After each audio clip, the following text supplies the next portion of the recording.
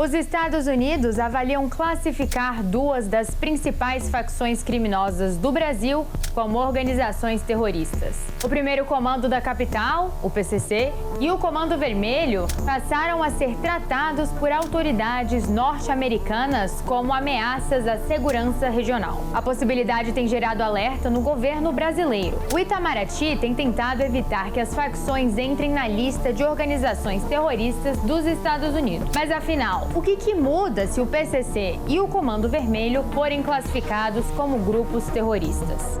Atualmente, as duas facções atuam principalmente no tráfico de drogas e têm ramificações em outros países.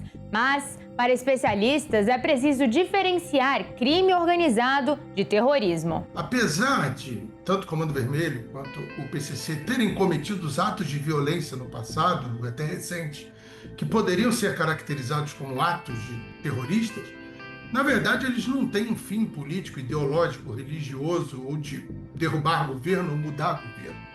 Até esses atos eles estão vinculados às suas atividades criminosas com o fim de obter o lucro. Então é uma decisão que não faz sentido internamente e nem internacionalmente. Caso os Estados Unidos adotem essa classificação, Washington passa a ter mais instrumentos legais para atuar contra esses grupos. Entre eles, a possibilidade de aplicar sanções econômicas e punições contra pessoas ou empresas que ajudem as facções. Mas especialistas alertam que a decisão também pode ter consequências para o Brasil.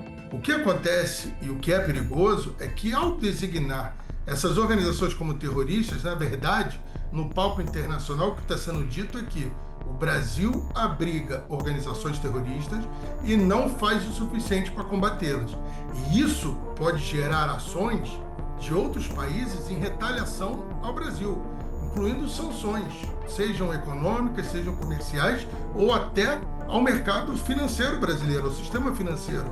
Porque a Operação Carbono Oculto, por exemplo, mostrou que o PCC utilizava fintechs e fundos de investimento para movimentar dinheiro de seus mercados ilícitos. O governo dos Estados Unidos pode, por exemplo, decidir que todo o sistema financeiro brasileiro pode ser alvo de sanção porque movimentou o dinheiro de uma organização dita terrorista. Quer dizer, isso é péssimo, isso é uma ameaça não só sobre o Brasil ou sobre o governo atual, mas é uma ameaça sobre todo o país, todo o sistema econômico, comercial e financeiro. Essa discussão não envolve apenas segurança pública. A possível classificação das facções também tem implicações políticas, diplomáticas e econômicas. A palavra terrorismo, ela tem uma carga muito pesada e eu acho que acaba envolvendo muita demagogia política. Quando você, em tese, classifica grupos como terrorista, soa para o grande público, você está levando a sério aquela questão, que você agora vai atacar aquela questão de uma forma muito mais dura, muito mais forte. Então, eu acho que tem um pouco de demagogia política nesse contexto, tanto nos Estados Unidos quanto aqui no Brasil, Além das consequências na segurança, a medida também pode ter impactos na economia.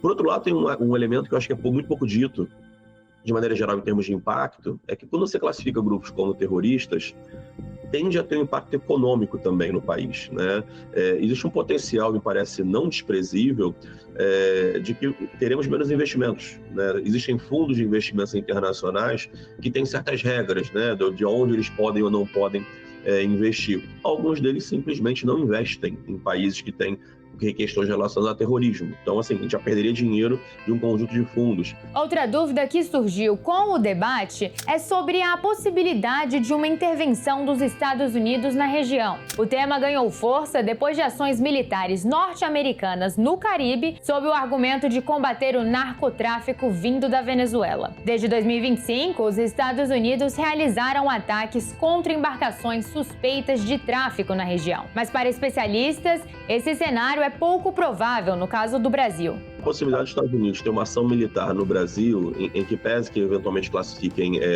o PCC e o Comando Vermelho como grupos terroristas, me parece muito baixa, nesse momento. Eu acho que a questão do Maduro envolveu um elemento na Venezuela muito mais complexo, de muito mais tempo do que aqui no Brasil, A Venezuela era um país que já há anos, há décadas, já antagonizava os Estados Unidos muito fortemente. No Brasil, o governo tem resistido à possibilidade de classificar as facções como organizações terroristas.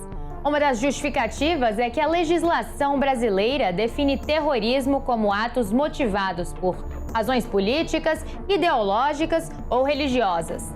Características que não são atribuídas a grupos criminosos como o PCC e o Comando Vermelho. Enquanto a decisão não é tomada, o debate sobre como enfrentar o crime organizado ganha nova dimensão no cenário internacional e mostra que os avanços das facções brasileiras já não é mais apenas um problema interno, mas também uma questão de segurança regional.